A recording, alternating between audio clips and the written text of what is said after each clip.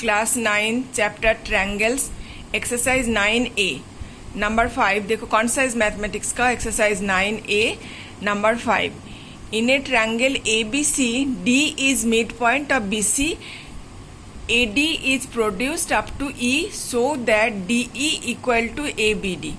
अच्छा, एक तो ट्रायंगल देखो ABC है, इसका BC का मिड पॉइंट है D, AD को बढ़ाया गया E तक, AD is produced up to E, that means AD को बढ़ाया गया E तक, so that DE equal to AD, मतलब AD और DE इक्वल है, AD इक्वल टू DE है।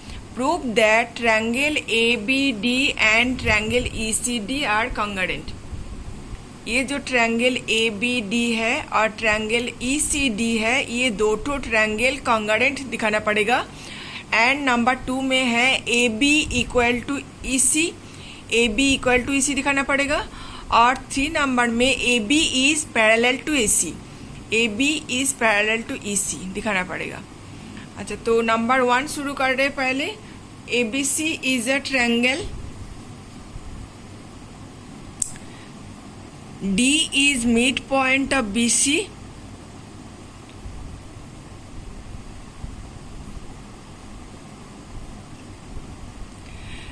AD is produced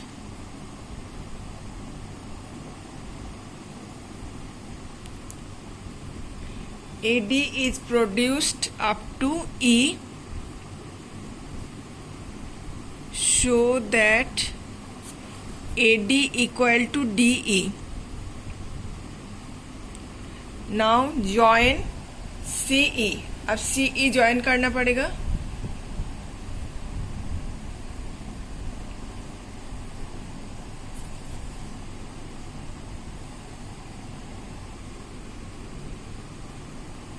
नंबर 1 में we have to prove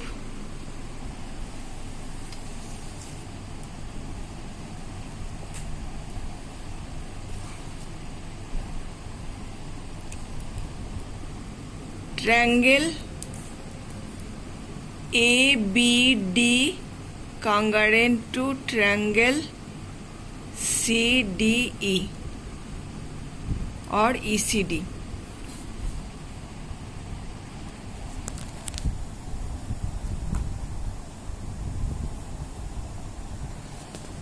अब देखो, in triangle ABD and triangle ECD, CDE और ECD सेम है। CDE भी लिख सकते हो, EDC भी लिख सकते हो। यहाँ पर क्वेश्चन में ECD था, तो ठीक है, हम ECD कर देते हैं। अच्छा, अब ये ट्रायंगल और ये ट्रायंगल में देखो, D मिड पॉइंट है, that means BD equal to DC।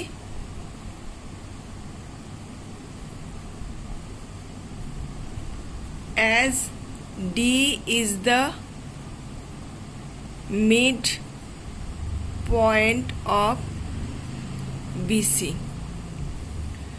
and AD equal to DE, AD equal to DE question में था according to the question, so that DE equal to AD, DE equal to AD,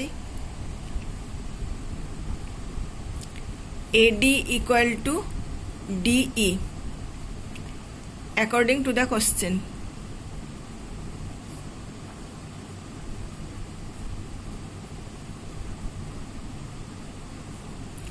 and congruent होने के लिए 3 ठो condition चाहिए, 2 ठो condition मिला है और एक ठो कंडीशन देखो, एंगल ADB और एंगल CDE और नहीं तो EDC, ये 2 ठो एंगल देखो वर्टिकली अपोजिट है और वर्टिकली अपोजिट एंगल हमेशा इक्वल होता है।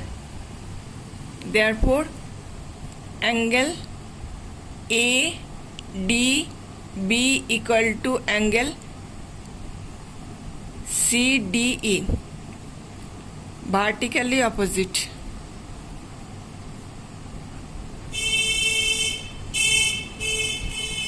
उसके वर्टिकली अपोजिट एंगल हमेशा इक्वल होता है.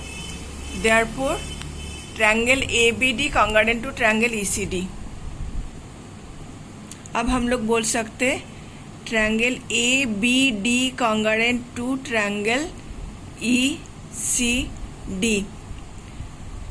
Side angle side, side side और एंगल. SSA रूल से.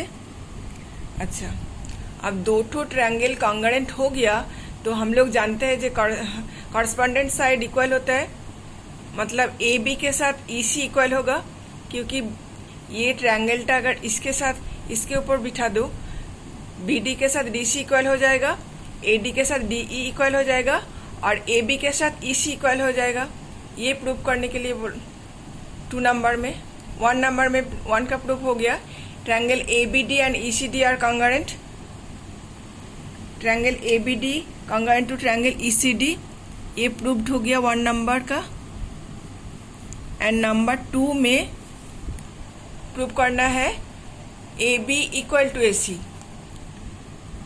As triangle ABD congruent to triangle ECD, therefore side ABD equal to side EC by CPCTC.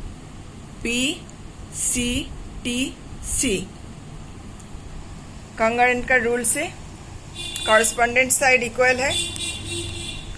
और नंबर 3 है, नंबर 3 में AB is parallel to EC दिखाना पड़ेगा. अच्छा देखो, ये BE अगर ज्वाइन कर देते हैं हम लोग, BE अगर ज्वाइन कर देते हैं, यहाँ पर मैं और एक तो फिगर बनाया, ऐसे ही सेम ही है, ऐसे ही 2 फिगर बनाया.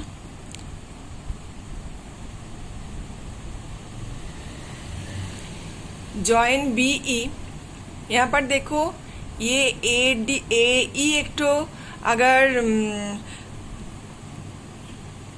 डायगोनल है और BC एक तो डायगोनल है, तो 2 डायगोनल यहाँ पर बाइसेक्टेड हुआ है. As D is the mid point of BC as well as AD, क्योंकि AD इक्वल टू DE अगर है तो DAE का मिड पॉइंट है, क्योंकि बोल दिया गया था पहले कि AD इक्वल टू DE है, तो DAE का मिड पॉइंट है और DBC का मिड पॉइंट बोल दिया गया. तो BD इक्वल टू अगर DC है और AD इक्वल टू DE है, तो D is the mid point of AE as well as BC. D is the mid point of BC as well as AE. तो 2 डायगोनल अगर bisected होता है तो ये फिगरटा क्या होना चाहिए? डायगोनल किसका बाइसेक्ट होता है बोलो? रम्बस का हो सकता है, नहीं तो स्क्वायर हो सकता है, नहीं तो रेक्टेंगल हो सकता है, नहीं तो एक तो पैरेललोग्राम है. मतलब वो सब पैरेललोग्राम ही है, पैरेललोग्राम के अंदर ही आता है. Therefore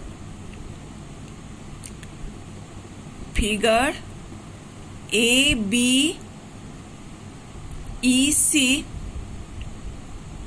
must be a parallelogram or square or rhombus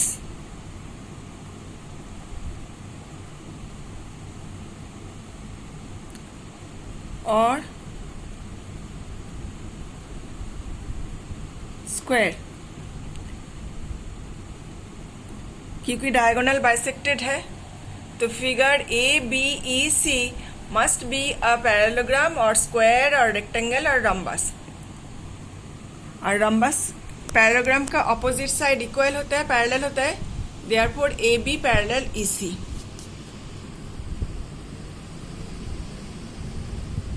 AB parallel EC. Proved. Figure ABEC must be a parallelogram or square or rhombus or rectangle.